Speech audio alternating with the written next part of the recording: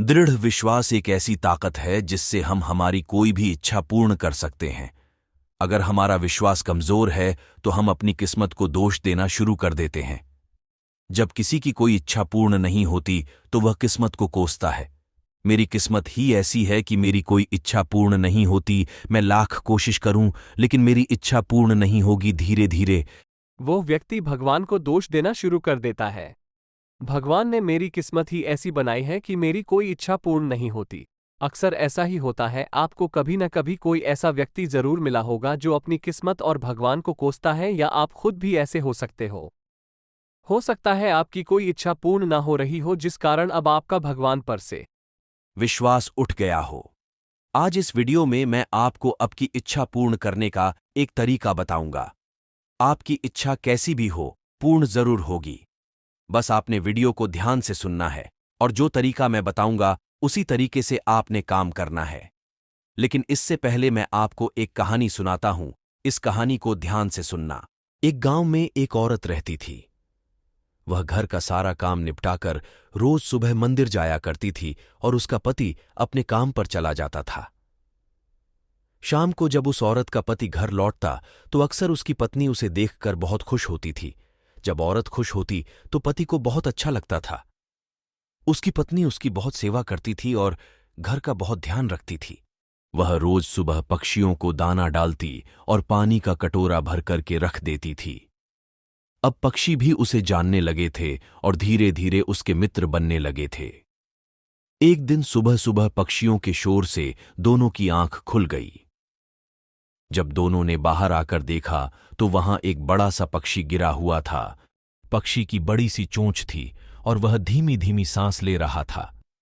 औरत उस पक्षी को उठाने के लिए जाने लगी तो उसके पति ने कहा कि उस पक्षी की चोंच बहुत बड़ी है, वह तुम्हें घायल कर सकता है। औरत ने कहा, वह पक्षी तड़प रहा है, मैं बस उसे पानी पिलाकर वहीं छोड़कर वापस आ जाऊंगी। और औरत उस पक्षी के पास जाती है। पक्षी उसे चोंच मारने की कोशिश करता है, लेकिन घायल होने के कारण असफल हो जाता है। औरत अपनी ओक में पानी भरती है और धीरे धीरे पानी उसकी चोंच पर गिराना शुरू कर देती है। पक्षी ने पानी पीना शुरू कर दिया। अब पक्षी को भी समझ आ गई कि वह उसकी मदद कर रही है। औरत ने पक्षी को उठाया और उसके घाव पर दवा लगानी शुरू कर दी। कुछ दिनों में पक्षी ठीक हो गया और वह वहां से उड़ गया। पति पत्नी दोनों बहुत खुश थे।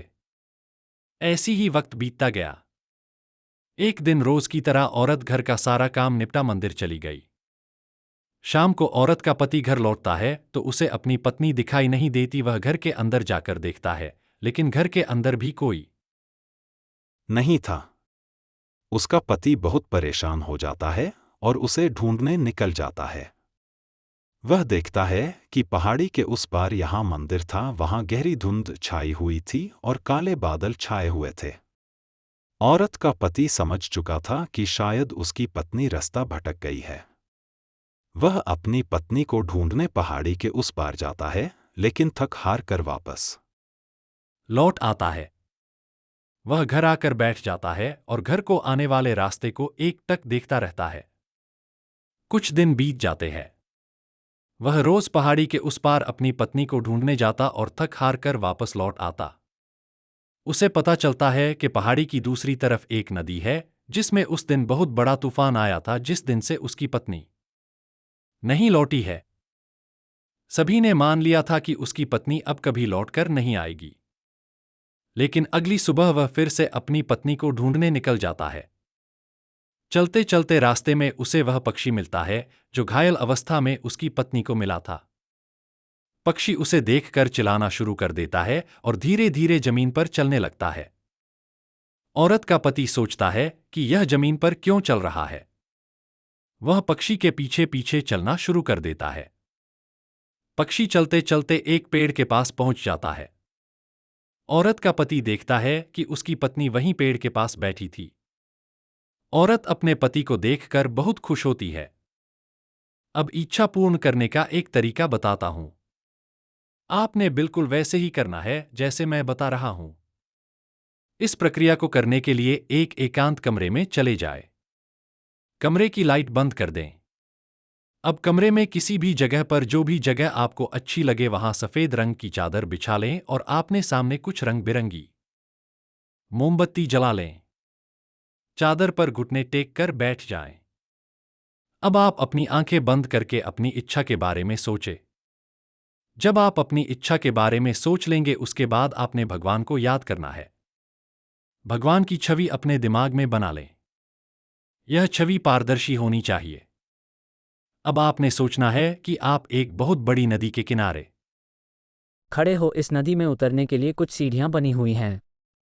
अब अपनी इच्छा को दोहराते हुए धीरे धीरे सीढ़ियों से नदी में उतरना शुरू कर दीजिए। ऐसा सिर्फ आपने सोचना है कि आप नदी में उतर रहे हो। आप नदी में बहुत गहराई में उतर आए हो।